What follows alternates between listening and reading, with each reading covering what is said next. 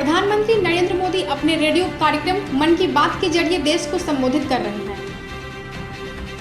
दिल्ली में रक्षा मंत्री राजनाथ सिंह, केंद्रीय रक्षा राज्य मंत्री श्रीपद नायक और तीनों सेनाओं प्रमुखों ने कारगिल विजय दिवस पर श्रद्धांजलि अर्पित की। रक्षा मंत्री राजनाथ सिंह ने कहा, इस देश को सुरक्षित रखने का कार्य अगर सीमा पर हमारे सैनिक कर रहे हैं तो इसकी एकता, अखंडता और भाईचारे को बरकरार रखना हमारी जिम्मेदारी है। केंद्र सरकार सोमवार को एक बैठक करेगी जिसमें अन्य राज्यों के लिए दिल्ली का कोविड-19 प्रबंधन मॉडल अपनाने को लेकर एक योजना तैयार की जाएगी।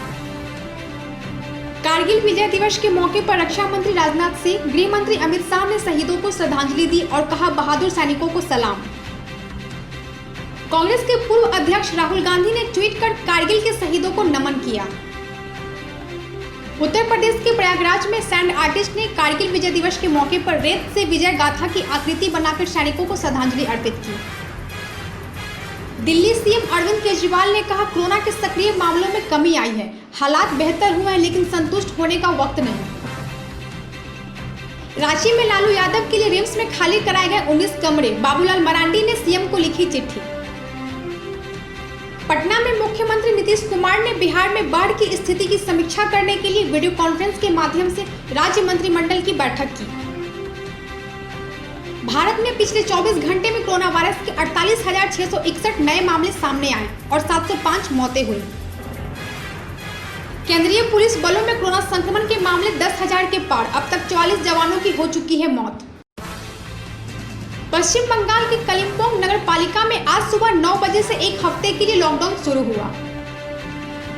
केरल में कोरोना के इलाज के लिए राज्य सरकार ने तय की दरें, टेस्टिंग की कीमत पर भी लिया फैसला। आईआईटी खड़गपुर ने बनाई कम कीमत वाली कोरोना टेस्ट किट, सिर्फ 400 रुपए में जांच और 1 घंटे में मिलेगी रिपोर्ट। पिला वाले घरों को रोशन तो करते ही हैं, बच्चों का भविष्य भी संवारते हैं।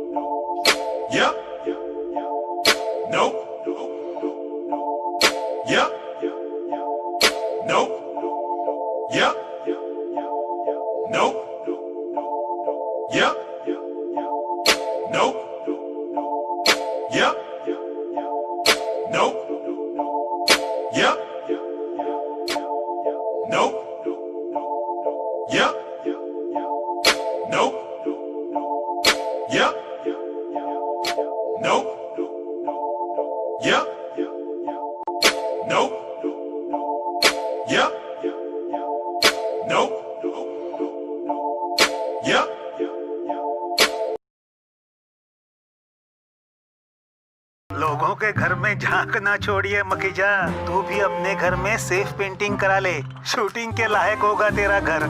Asian paints safe painting service, missed call दें 80504 80504 पे। वाह।